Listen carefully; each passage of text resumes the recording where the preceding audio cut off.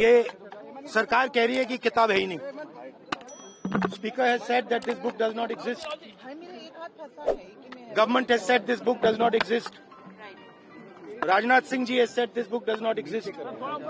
Every youngster in India should see that this book exists.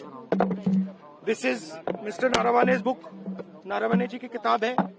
इसमें उन्होंने पूरा account लिखा है जो लद्दाख का जो अकाउंट था. और मुझे कहा गया है, सॉरी ये रहा, और मुझे कहा गया है कि मैं इस बुक को कोट नहीं कर सकता हूं, बट यहाँ पे पूरा लिखा है. यहाँ पे मेन लाइन है जो प्रधानमंत्री ने कही, जो उचित समझो वो करो. राइट? जब chief of army staff general Naravane ने राजनाथ सिंह जी को फोन किया और कहा कि देखिए कैलाश रिज पर चाइनीज टैंक्स आ गए हैं, हमारी टेरिटरी है, कैलाश रिज पर चाइनीज टैंक्स आ गई हैं, हमें क्या करना है. पहले राजनाथ सिंह जी ने उनको रिप्लाई नहीं दिया. उन्होंने जयशंकर जी से पूछा, एनएसए से पूछा, राजनाथ सिंह जी से पूछा, कोई रिप्लाई नहीं आया. फिर उन्होंने राजनाथ सिंह जी को फोन किया. राजनाथ सिंह जी ने कहा कि मैं टॉप से पूछता हूं. राइट? ऑर्डर था, स्टैंडिंग ऑर्डर था टॉप का कि अगर चाइनीज फोर्सेस अंदर आएंगी तो उनपे बिना हमारे पूछे फायर नहीं करना है. नारावाने जी और हमारी जो आर्मी थी, जो सेना थी, वो उन टैंक्स पर फायर करना चाहती थी क्योंकि वो टैंक्स हमारी टेरिटरी में आ गई थी. नरेंद्र मोदी जी ने मैसेज दिया कि देखिए जो उचित समझो वो करो.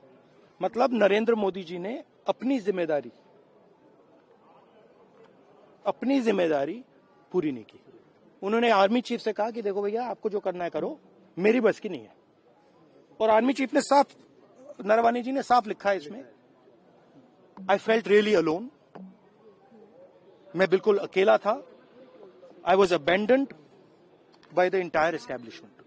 This is what they are scared of me saying. करना क्या चाहिए था? प्रधानमंत्री को क्या करना चाहिए था सर? राहुल जी पीएम को क्या करना चाहिए था? I don't think PM will have the guts to come to the Lok Sabha today, because if he comes, I'm going to give him this book.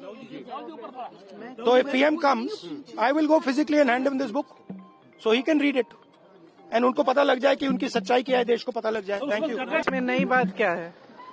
Her session में, हर सत्र में आप यही देख रहे हैं. अब तो और ज्यादा कर रहे हैं पहले से. मैम, राहुल गांधी जी ने कहा कि उनको बिल्कुल भी बोलने नहीं दिया जा रहा. उन्होंने ओम बिरला जी को लेटर भी लिखा था, उस पर क्या कहेंगे? मैं बिल्कुल सहमत हूँ उनसे. क्या कर रहे हैं? एक पब्लिश सोर्स से कोट कर रहे हैं.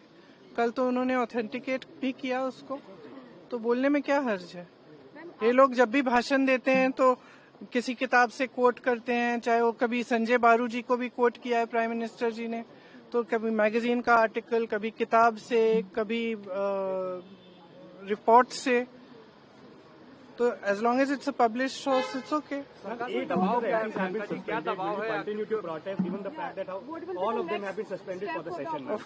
Of course, because please understand, this is not just a case of the leader of the opposition not being allowed to speak. This is a fundamental issue of democracy and of the way the parliament works. ये जो संसद है, ये मंदिर है लोकतंत्र का. इसमें पूरे देश की आस्था है. देश का एक एक नागरिक इसमें आस्था रखता है. किस चीज में आस्था? लोकतंत्र में आस्था. लोकतंत्र का मतलब क्या है? कि सबका एक्सप्रेशन होना चाहिए, जो भी है उसकी चर्चा करनी चाहिए. और ये परंपरा भी रही है. ऐसे कोई बात नहीं है कि कभी चाइना पे चर्चा नहीं हुई है, कभी फॉरेन अफेयर्स पे चर्चा नहीं हुई है, कभी पाकिस्तान पे चर्चा नहीं हुई है. इन चीजों पे चर्चा हुई है, हमेशा खुल के हुई है. और चाहे विपक्ष हो, चाहे सरकार हो, सबने अपना पक्ष रखा है. तो अपना पक्ष रखने में क्या मुश्किल है? ये लोग डर रहे हैं कि क्या बातें निकलने वाली हैं. बस ये डर रहे हैं. उन्होंने इस पुस्तक को प्रकाशित होने नहीं दिया है, जहां तक मेरी जानकारी है.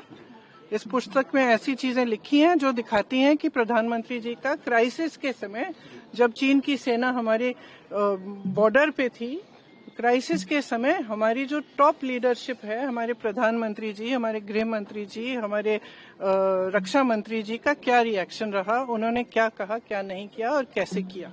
तो एक तो ये बहुत स्पष्ट दिख रहा है कि इनका और इनकी सरकार का चरित्र क्या है, कि जब देश पे हमला हो रहा है, देश के बॉर्डर पे चाइना के ट्रूप्स आ रहे हैं, तब इनका क्या रिएक्शन रहा, ये स्पष्ट है। दूसरी बात ये है कि एप्स्टीन की फाइलें निकली हुई हैं, उसमें तमाम चीजें हैं कि किस तरह से सरकार ने उनको कांटेक्ट किया। वो कॉन्विक्टेड सेक्स ट्रैफिकर हैं, कॉन्विक्टेड चाइल्ड सेक्स ऑफेंडर हैं, तो उनका क्या इस्तेमाल हो रहा था, उनके द्वारा सरकार क्या चर्चा करने जा रही थी अमेरिका की सरकार के साथ, ये सब चीजें हैं।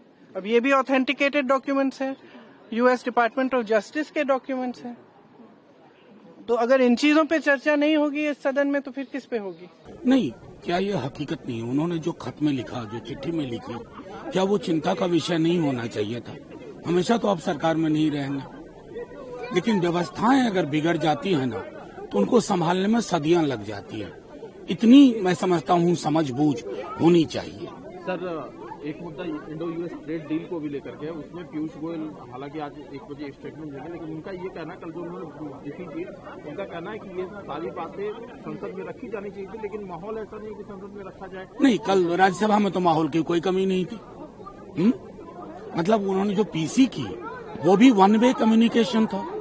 अब अमेरिकन एग्रीकल्चर सेक्रेटरी का जो बयान है, वो मारे लहालोट हुई जा रही है ट्रंप पे। पूरा बाजार इंडिया का दे दिया, किस शर्त पर दिया भाई, ये तो बताओगे? ये तो कम से कम एप्स्टीन फाइल नहीं है। ये जो डील हुई है, इसमें पहले हमारे देश को वर्ल्ड के स्तर पे शर्मसार होना पड़ा। आज हम यूएस के टर्म्स पे उसी डील पर आए हैं। अब मेक इन इंडिया का क्या होगा? आपने $500 बिलियन की ट्रेड डील वहां पर साइन कर दी है, तो आपने देश के लिए क्या किया है? आप तो सिर्फ जो जैसा यूएस के प्रेसिडेंट ने कहा, अगर उसी हिसाब से हमारी ट्रेड होगी, उसी हिसाब से हमारी फॉरेन पॉलिसी डिक्टेट होगी। वो कौन होते हैं कहने वाले कि हम रशिया से तेल खरीदेंगे या नहीं खरीदेंगे? आप एक तरफा सारी बातें मानकर बैठ गए हैं। तो इंडिया की जो फॉरेन पॉलिसी है, उसमें सरकार की नाकामी दिखाई देती है। पहले हम सार्क के लीडर हुआ करते थे, आज जो साउथ एशियन रीजनल कोऑपरेशन था, उसमें भी आज हम ऐसे स्तर पर आ गए हैं कि हमसे ज्यादा भरोसा हमारे पड़ोसियों का चाइना पे हो गया है। तो ये सारी हमारी फॉरेन पॉलिसी की नाकामियां हैं, जिससे हमारी इकोनॉमी पे भी फर्क पड़ रहा है। और सरकार को सोचने की जरूरत है और इतनी बेइज्जती घुटने पे टेक कर हमारे देश को शर्मसार न करे।